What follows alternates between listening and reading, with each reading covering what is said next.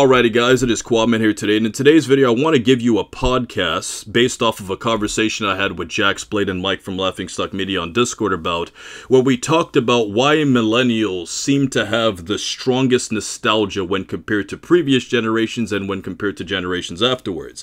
And even though everybody will have their own reasons that they will give for this, I feel like the biggest reason that we will discuss in today's video is the existence of the anime boom. So without wasting any more time, let's get straight into this video. So, for anybody that grew up in the 90s and early 2000s, you guys would know that there was essentially a big four.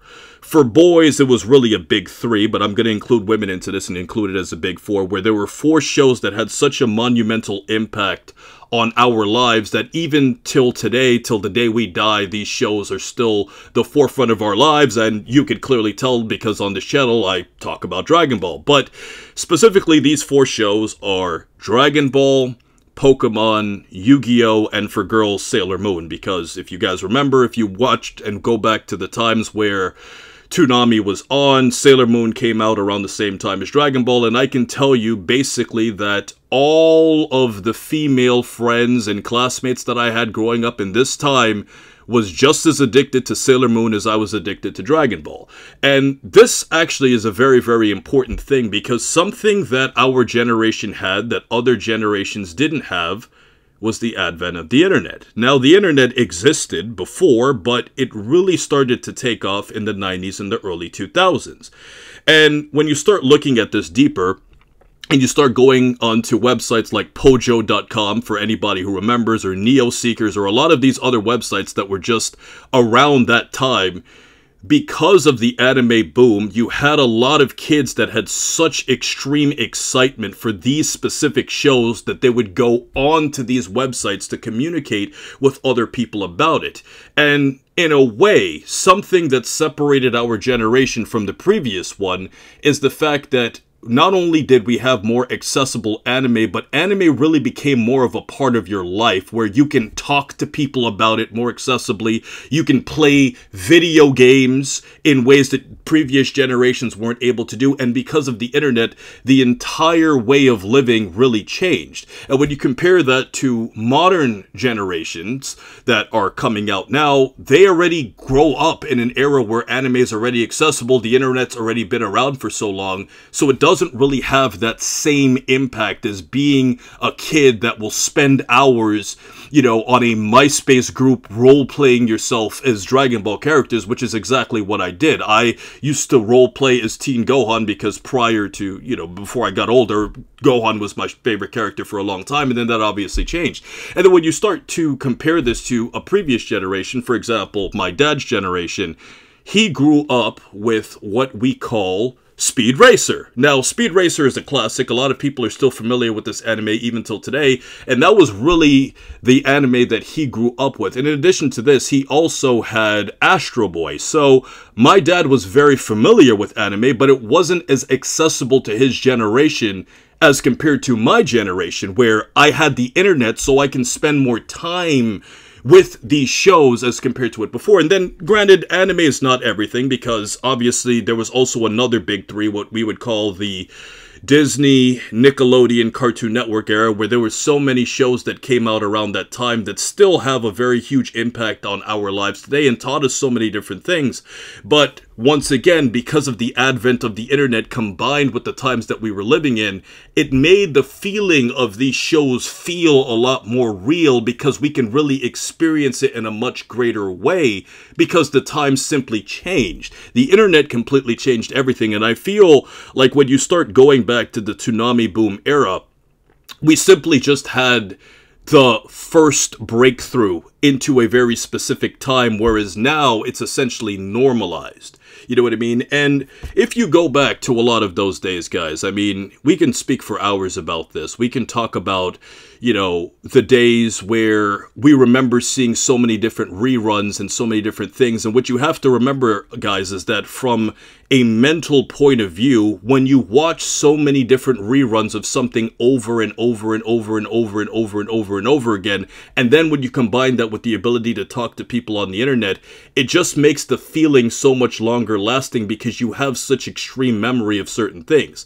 Now, for me personally, I'm pretty different from a lot of other kids that grew up in that particular era because for myself, I actually read the Dragon Ball manga before I actually watched the entire show. And the primary reason behind this, guys, is because of the fact that I didn't have Cartoon Network in the area that I lived. But a lot of my friends did, so they were watching Dragon Ball normally, whereas I would just watch some VHS tapes that my older brother would bring over, which also adds to the nostalgia effect, because my brother is essentially an older millennial that brought over the tapes, which obviously had an impact on how I looked at Dragon Ball, and it increased my interest for the series, but because I didn't have Cartoon Network, I couldn't watch it actively. So, what did I do? Well, you use the internet to go try to watch the episodes online. You use the internet to, find out more about the show. You go to these websites where, the two biggest ones were like Pojo.com, which was like, they had like all of these different power levels where, you can see all of these different things laid out, and it allowed myself to engage in a show a lot stronger than I would have been able to do had I been born in the 60s or 70s, where because I didn't have the internet, I couldn't look up all this information about Dragon Ball. So back in the day, when you have things like Mirai Trunks, you're kind of like, well, what is Mirai Trunks? And there's also like Mirai Gohan, so you're like, wait, what is this stuff? And, obviously people are talking about Future Gohan and Future Trunks. I didn't even know Future Trunks and Future Gohan existed because I never saw the history of Trunks at that point, because Japan was so much farther than us Americans. But the internet alone on itself allowed a generation of kids to just expand their love of anime in a way that simply just never existed before. And when we go on to other shows, let's not even talk about Pokemon. If you look at the Pokemon games specifically, it just created so much nostalgia where we were really the first generation to get our little Game Boy Colors and sneak them into school and, try to trade Pokemon with our friends quietly, when the teachers weren't looking, because back then they didn't allow us to, allow certain Pokemon to evolve. So if you wanted an Alakazam, you can't just get an Alakazam. If you wanted a Gengar, you can't really just get a Gengar. So instead, you have to make friends with somebody in school, carry a little link cable, and then trade with them. And then you also remember all these different things, walking through Pallet Town, going to Viridian City, battling, Brock and Misty and Ash. And then you also have the cartoon show, I Want to Be the Very Best, and the legendary song and the intro that pretty much everybody in my generation can probably recite the entire lyrics to the entire Pokemon show from. When you combine that, and then when you also look at Yu-Gi-Oh! Specifically, guys, where we had the ability to basically just sneak our cards to school and then have our little duels with friends and stuff, like, all of that, the accessibility and the merchandise specifically, because it wasn't just shows, guys. Pokemon and Yu-Gi-Oh! Created game elements that made kids feel more a part of the show than any generation ever could, because it went far beyond the show itself. When you played Pokemon, you felt like an actual trainer. When you played Yu-Gi-Oh! You felt like an actual duelist.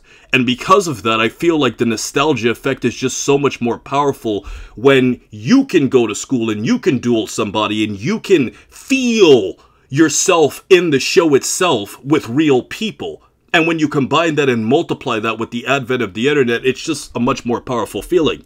Now, I can't fully elaborate on Sailor Moon because I never really got into it as much. The primary reason why I was somewhat familiar with Sailor Moon was because my older sister, as you can guess, was a really big fan of it, and because it came out around the time of Dragon Ball, I would watch some episodes here or there with her when she would bring her VHS tapes, and she would always talk about the Tuxedo Mask, and then she would also go on the internet on her own to find out more things and find ways to watch Sailor Moon episodes that she never really got a chance to see in the United States because of the advent of the internet. And because of that, Sailor Moon will always have a lifelong impact on my sister's life, because the way that I was obsessed about a show that I didn't even have the ability to watch, I was able to find more things about it because of the internet, and she was able to do the same thing with Sailor Moon. And I really think that, if there are females who are watching this in the comment section below, I can't speak for you. And, males also who grew up with Sailor Moon, I didn't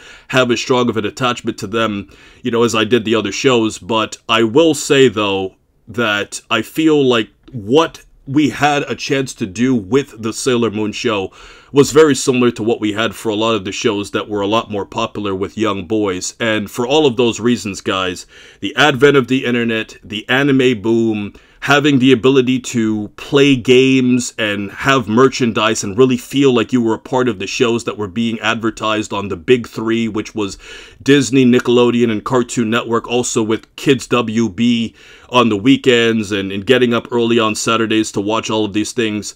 All of that, guys, I think is the primary reason why the nostalgia effect is so strong with the millennial generation.